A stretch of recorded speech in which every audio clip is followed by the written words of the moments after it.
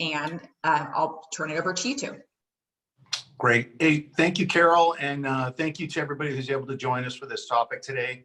The Union City Police Department was asked to provide some input on this topic, although not necessarily because we have the best program running, but we have a fairly comprehensive way that we're addressing shelter-in-place violations.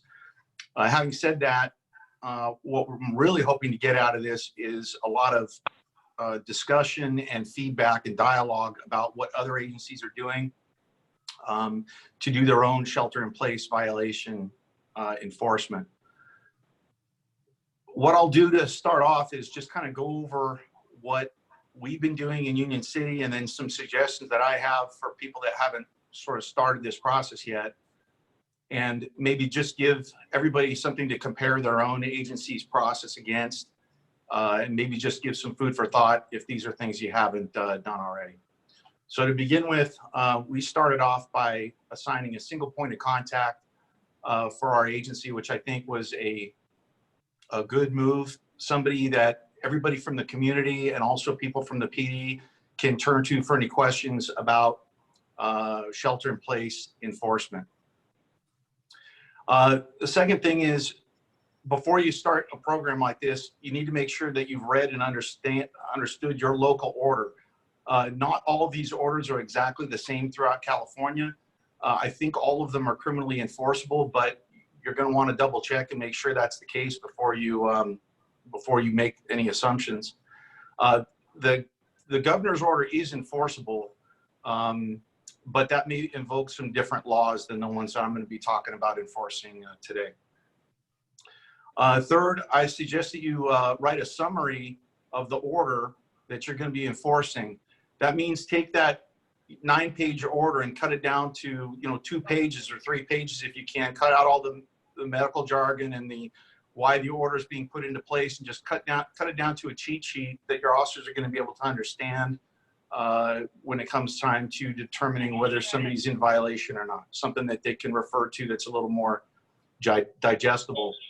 And before putting a summary of the order out, I highly suggest that you run that summary by your city attorney and have them vet that document. Once that's done, that summary order should be put out to your troops, but also include the original full order so that any gray areas or anything that's needs to be specifically looked at in the order can be referred to. Next, I would suggest that you create an enforcement procedure, something that's going to be a guiding document for all your officers to follow, expectations from staff on what officers should be doing in order to enforce the order. Obviously, you should have your agency head sign off on that document, and also probably a good idea to run that by your district attorney to make sure that you are on the same page with your district attorney when it comes to how this order is going to be enforced and under what circumstances. Better to do that than run into a situation like they did down south, where there was some disagreement on whether gun stores could stay open or not. Maybe a phone call ahead of time might have prevented a little bit of embarrassment there.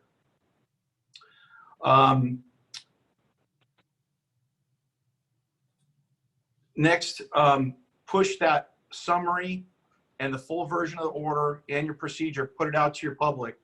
Be transparent with the public, put it on social media, let people know what they can expect from you and your agency when it comes to enforcing the order. 1026 call times 327 is expired. Also, do you think this is related to the...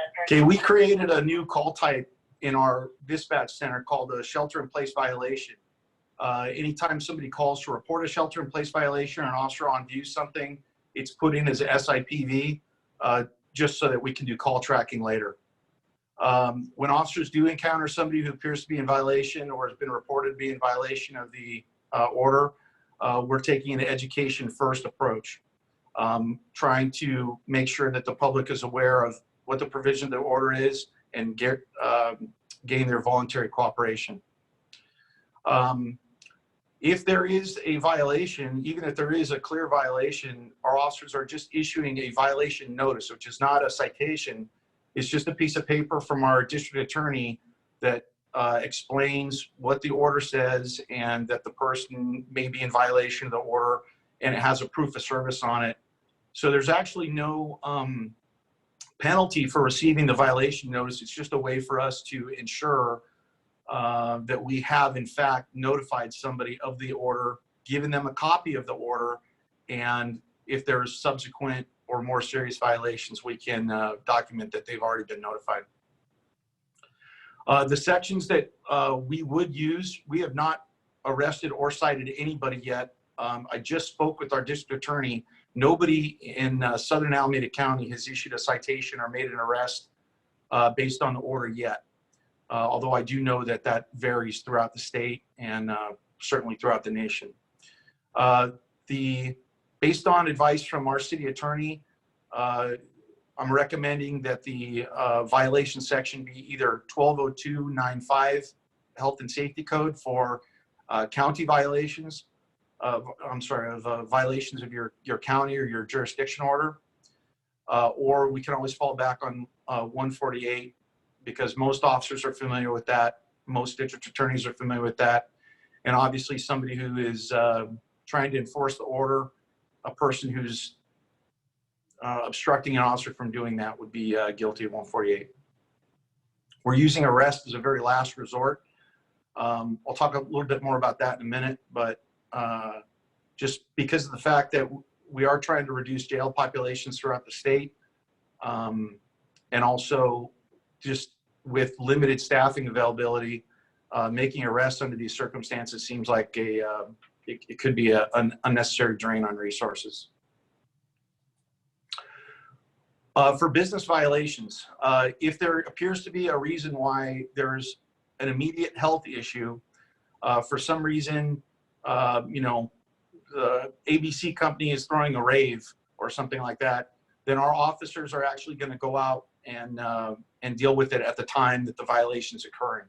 Otherwise, our county Alameda County has set it up so that all complaints about businesses get forwarded to the county through a special email address that they set up. The reason why they did that is to deconflict any jurisdictional issues that may come up as a result of a particular business being accused of violating the order.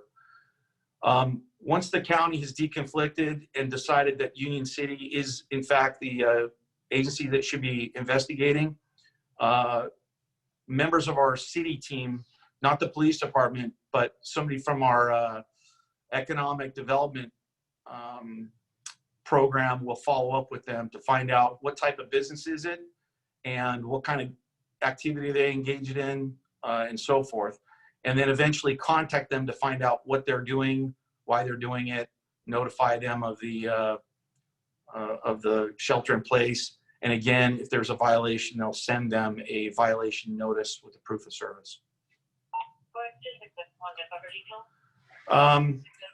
What we're going with is a model where instead of going out and issuing citations or arresting business people, we're hoping that through the city we can convince them to follow the order by letting them know about licensing consequences, civil fines or penalties that they could incur by not following the city's rules on this.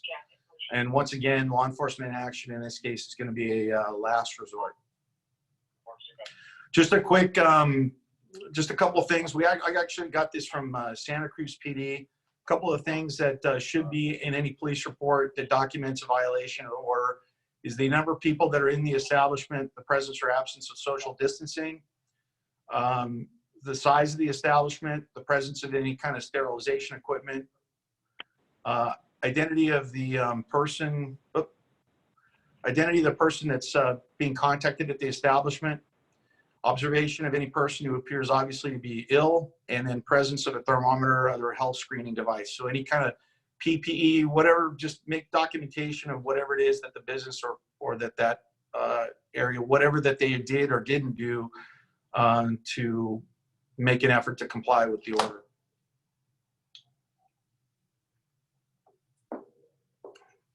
Some guiding considerations that we're using. I'm just going to finish up with these guiding considerations.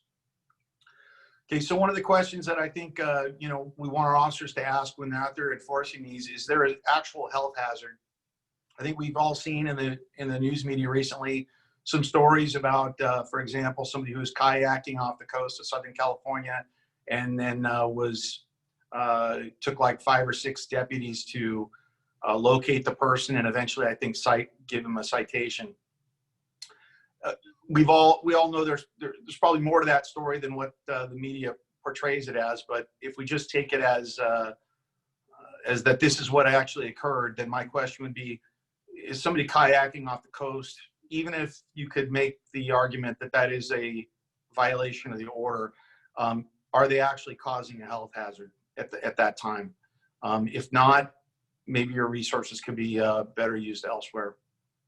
Another consideration is, would enforcement cause a bigger problem than it solves? So obviously the point of doing this is to help deter the spread of COVID-19.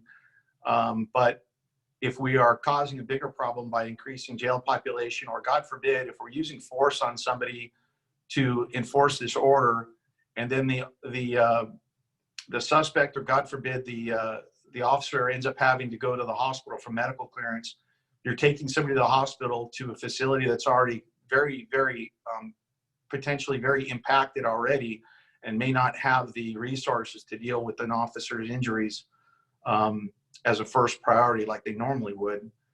And also, you know, we're exposing people to a hospital setting, which right now may be the worst place to be to avoid spreading this disease. I just want to emphasize that we should be asking our officers to always act with compassion and empathy.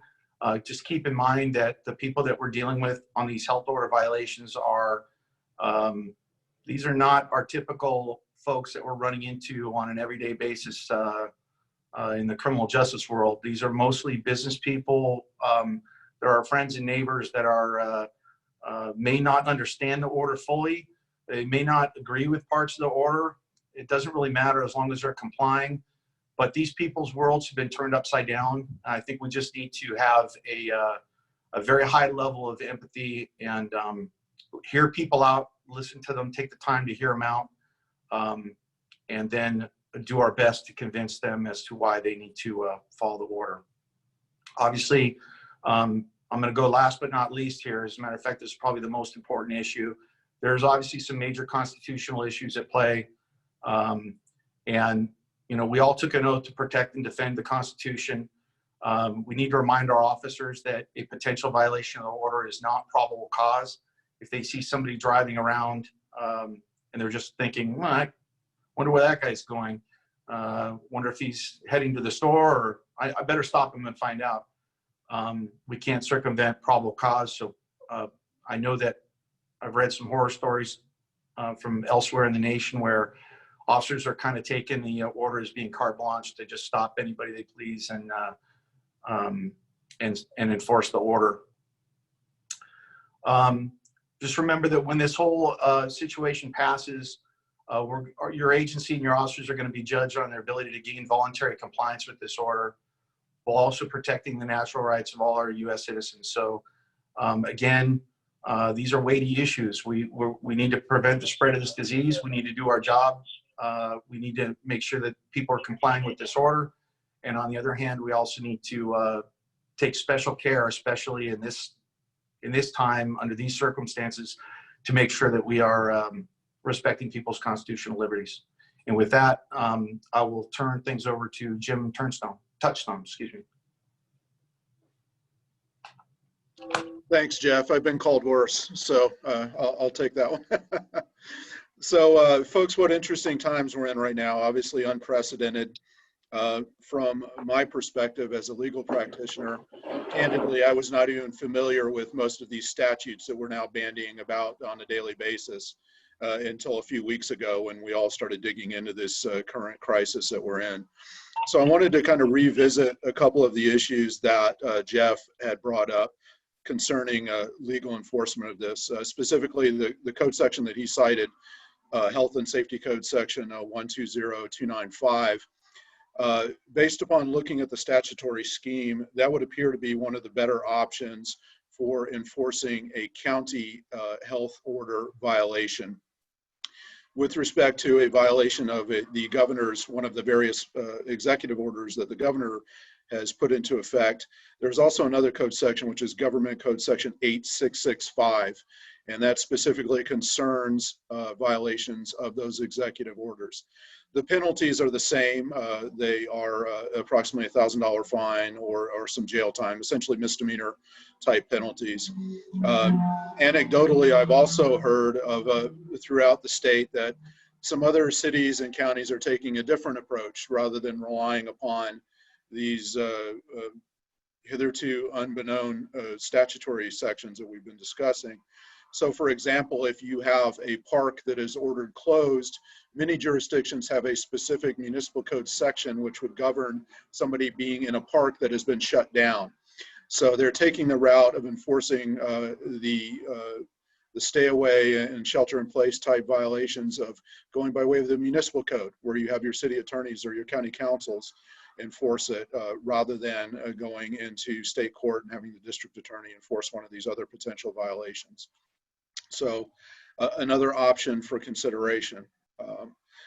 With respect to the businesses that Jeff brought up, you know, that's one of the questions that I've received on a number of occasions since this whole crisis started was, and once we got some guidance from the federal government about what's, you know, essential business and what's not. I say guidance because I think the issues are still relatively unclear to me, quite frankly. And so those types of things are kind of on a as they occur type basis. Frankly, what's an essential business, what is not, is very debatable in many instances in my mind. As Jeff had just brought up, there was one concern about whether or not a gun store is an essential business. We've since kind of received a little bit of clarification on that. But that being said, I mean, the way I was looking at it, as Jeff had noted, overarching everything, we have the Constitution. So whether or not it's deemed an essential business or not, going in and shutting down a gun store based on a wide body of law implicates the Second Amendment, which obviously trumps any county health order or any governor's order for that matter. You have the Constitution in the legal hierarchy that controls everything. So I think in sum and substance, kind of look at this holistically. I think Jeff made some very good points about attempting to obtain voluntary compliance first, putting somebody on notice second, educating them, putting them on notice. And then if you are continuing to see violations, particularly with respect to businesses, one of the things that I've been recommending is that you actually go in to court and seek a restraining order and or preliminary injunction to order that business to be shut down.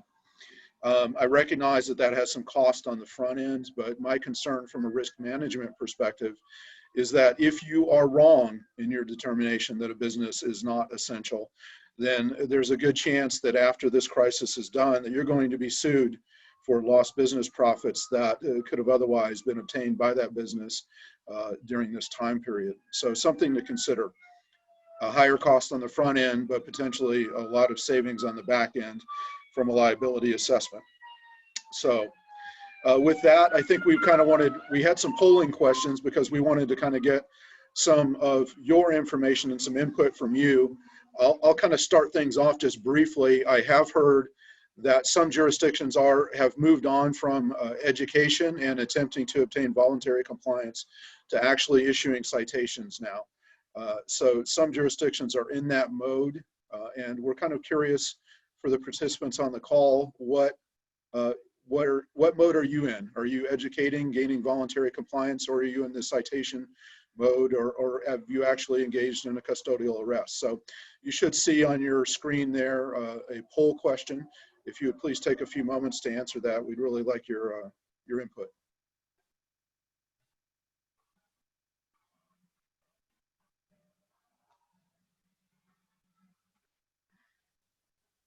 All right, and I know that Carol Leveroni, Executive Director of CPOA, is going to be publishing these poll results as these questions arise.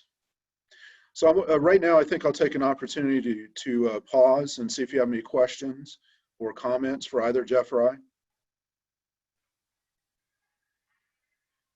I. Jim, I've got one. Yes, sir. Up here in Lake Tahoe, we're starting to get overrun by second homeowners deciding that they're going to come up and have a vacation. We're looking at, our Board of Supervisors ordered County Council the other day to draft a ordinance prohibiting that. We recommended they make it a civil fine, but what are your thoughts on that? I mean, the orders say non-essential travel. The impact is not to the medical system yet. It's more to the grocery stores. What are your feelings on that? My feelings, quite frankly, Randy, I've heard that in some jurisdictions that they're kind of looking to restrict travel.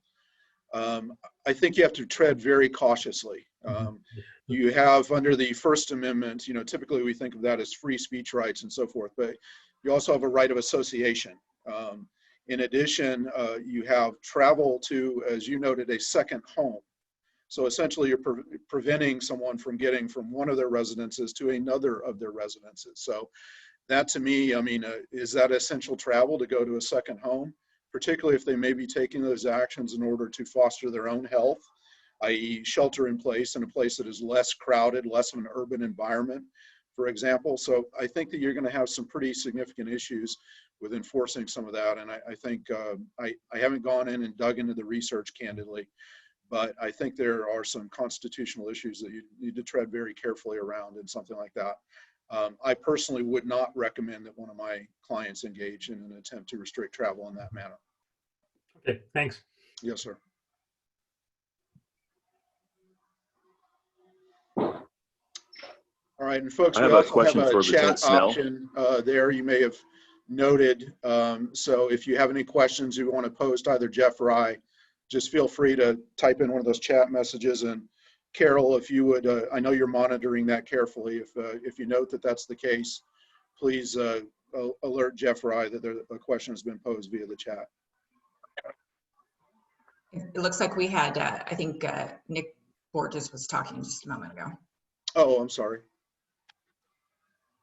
Go ahead, Nick. Yes, my question is for Lieutenant Snell. I was just curious to see what Union City is doing about the homeless population during this crisis. Good question. And at this point, interestingly, in our county's health order, it actually specifically excludes the homeless from the shelter in place aspects of the order. For obvious reasons, they can't be expected to go to their primary residence. But other parts of the order are enforceable on the homeless population if they were to gather in large groups or those types of things. As far as outreach goes, I know that our counties, our city's homeless outreach folks have been trying to do educational resource and just trying to bring them up to speed on what's occurring and what's expected of them. But as far as the enforcement of the order, it is interesting that one element of the crime, at least in our jurisdiction, is that you can't be homeless. Does that answer your question? Thank you. Yes, thank you.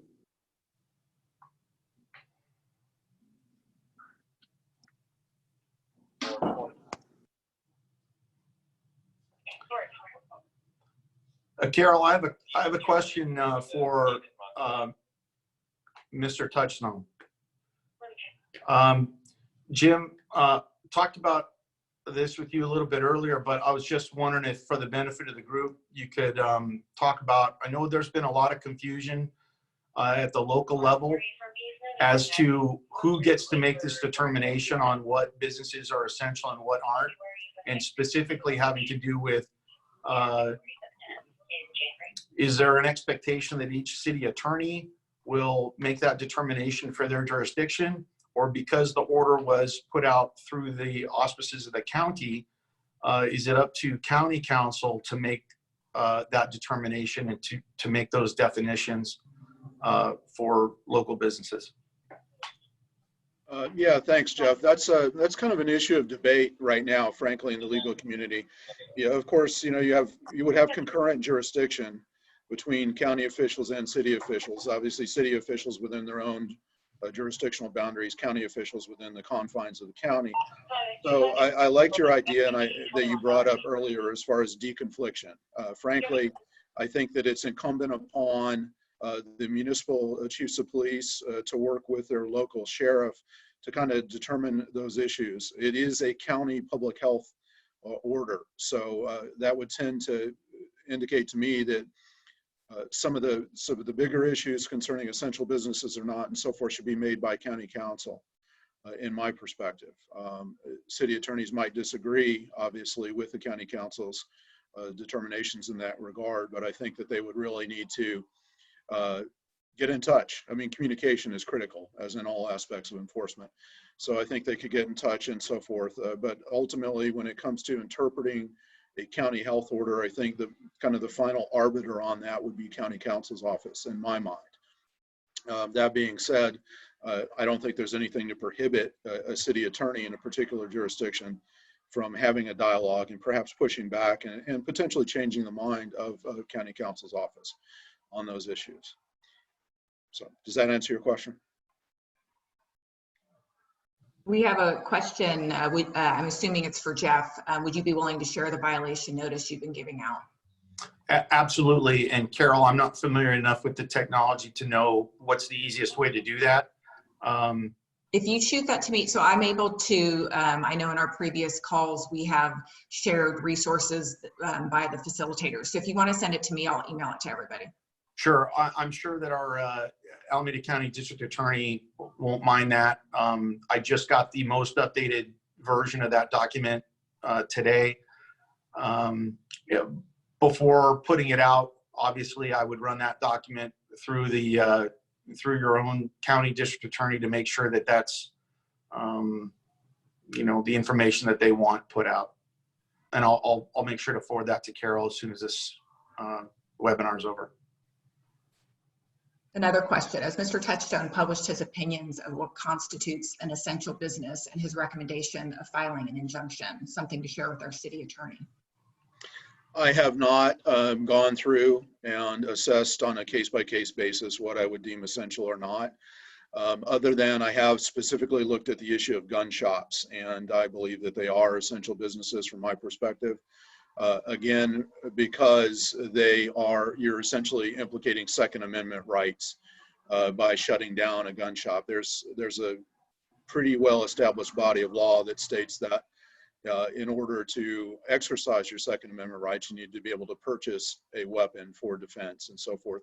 If you can't purchase it in a broad jurisdictional area, then that has been found to be determined to be a impairment of core Second Amendment rights. So some of the other issues, I will say, I heard an interesting one the other day. Pawnbrokers, are they essential business or not? So there have been opinions that have been issued by some city attorneys that a pawnbroker is in fact akin to a banking or financial industry business, and therefore they are an essential business and should be permitted to remain open. So that's kind of one of those fringe issues that is really, again, subject to debate. And if you look at those essential business definitions and what they include, they're very broad sweeping. And it's, as I noted earlier, I think that the wiser course of action, if you're going to attempt to shut down a business that is kind of in the gray zone, is that you seek the approval of somebody wearing a black robe before you proceed down that route, because there may be consequences later on for you.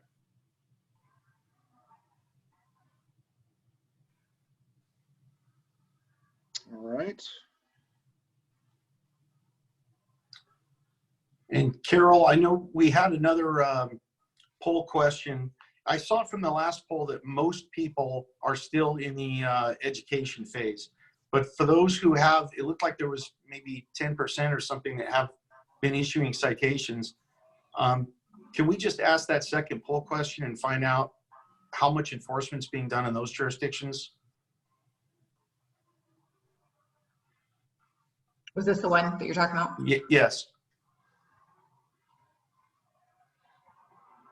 just like to kind of get a feel for those jurisdictions that have moved into more of an enforcement mode, if this is something that's extremely common in the jurisdiction, or if it's something that still is relatively rare.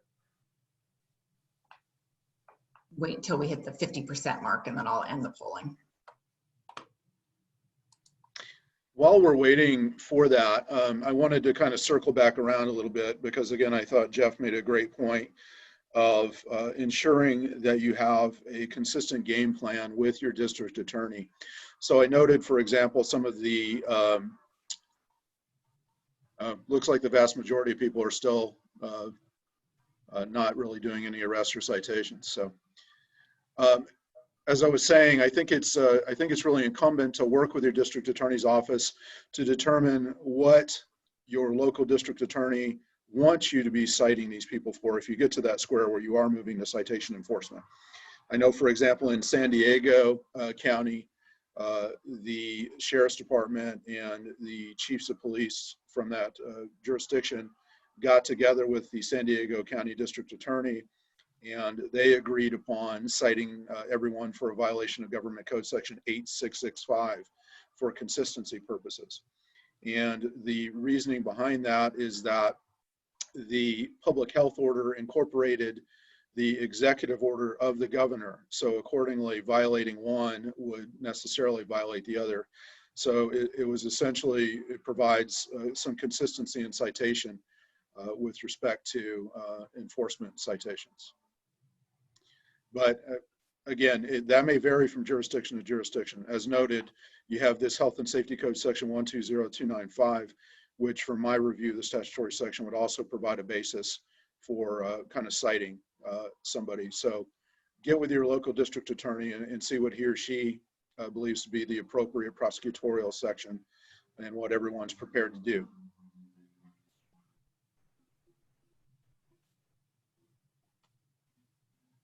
All right, looks like we got another poll here, what people are citing.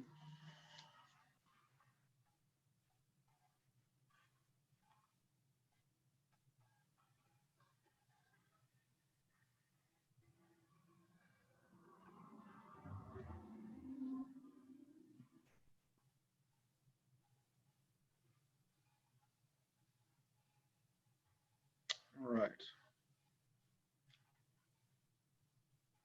You know, I thought Jim made an excellent point when he talked about the idea of, you know, somebody violating a municipal code or a county statute or some other law that could be invoked other than relying on just the language of the order. Because Jim, I know that there are some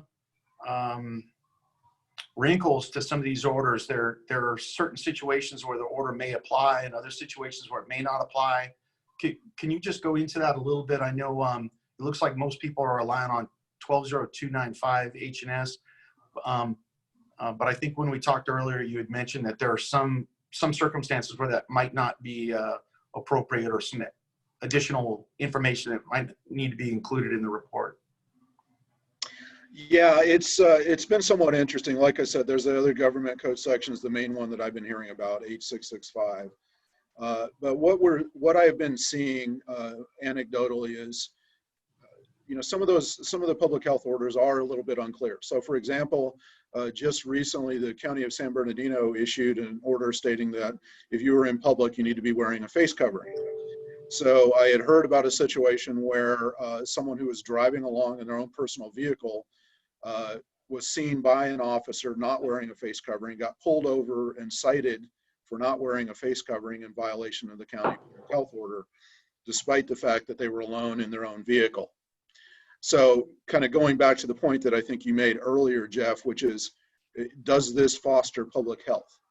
Well, obviously that person being alone in their own personal vehicle wearing a mask, they're not going to protect themselves, or they're not going to protect a passenger if they might happen to have COVID-19 without any kind of symptoms, which is one of the main reasons for wearing the mask, is to prevent exposing others versus, controlling exposure to yourself.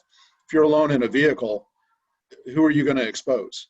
So subsequent to that order coming out, there was just recently an amendment addressing exactly that same issue, because there was a lack of clarity to some of those officers and deputies in the street about what they should be doing.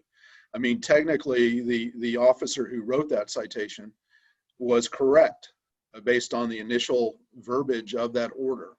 But I think calmer minds ultimately prevailed, and they went back and looked at it as why do we have this order in place in the first place? To prevent the spread of COVID-19, right? So that kind of an interpretation on how it should be enforced is obviously not supportive of preventing the transmission. So subsequently clarified that if you're in your own personal vehicle alone, you do not need to be wearing a mask. And in fact, if you're in your own personal vehicle with other members of your family unit who you're living with, who you're going to be exposing on a consistent basis in any event, you also do not have to wear a mask. You do have to have a mask available such that if you're pulled over by an officer for speeding or some other thing, or you have to interact with some other human being in a different capacity, a tow truck driver, for example, that you would then need to apply your mask in order to attempt to prevent the spread. So as to your question about the municipal code sections, I think because, like I said, these are waters that nobody has traveled before on how to enforce some of these statutes, the health and safety code, the government code section we've been discussing. What they are experienced in enforcing is the municipal code provisions. And some of those are very easy to interpret. Like I said earlier, the example I provided, you're in a park when that park is closed and posted as closed. That's an easy issue as far as an enforcement perspective. In addition, it is your own jurisdiction, your city attorney's office or your county counsel's office who is in control of that prosecution. So you are not, in other words, turning it over to the district attorney's office and then losing control of it. You maintain some type of control and can make some, I think, discretionary decisions based thereon. So, all right, I hope that answers your question. And folks, I hope that we've clarified some of these issues that are unclear in these uncertain times. So I'm happy to answer any other questions. I know Jeff's available as well. Yeah, I'd like to thank both of you for doing this. We're providing the service right now for everybody, not just our members, because it's important information. If anybody wants additional information, you can reach out to me and I'll make sure to connect you with whoever you need to be connected with. In the meantime, we are doing these talks every Tuesday, Thursday, so check out our lineup and there'll be more practical issues like this. And again, thank you to Jeff and to Jim. And everybody have a great day. Thank you, Carol. Our pleasure. Thank you, Carol. And also, I will send you our procedure in case anybody is interested in seeing the Union City procedure to compare it against your own or to use it as a jumping off point. Carol will have that document available as well. Perfect. Thank you very much. All right. Bye, everyone. Thank you. Take care.